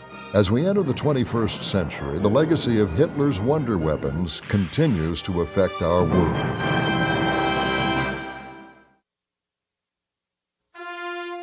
This is the National D-Day Museum in New Orleans, Louisiana. First and foremost, a museum dedicated to the men and women who took part in the D-Day invasion of Normandy, it has expanded its vision to commemorate the 100-plus other D-Days in all theaters of World War II. Building on this strong foundation, the D-Day Museum is unique among war museums. We want to celebrate the fact that the young men and women left this country and went ashore and stormed beaches all around the world, not to conquer but to liberate, which is the first time in the history of mankind that that's ever happened, and the world's a much better place for it. So to teach big ideas like that is very difficult, but to continue to focus on individuals caught up in their moment of truth, it's great because a person who is only 5 years old or a person who's 50 years old can find something that they can latch on to and relate to and get interested in this story, and then start that self-discovery, which is really the essence of any thorough education. We are very excited that so many people come here and enjoy learning a little bit about the great event of the 20th century. This approach helps to pique the public's interest in World War II while bringing the harsh realities of war to a whole new generation. And that's when they turn around and look at their grandfather and wonder and begin to ask questions about, well, where were you and what were you doing?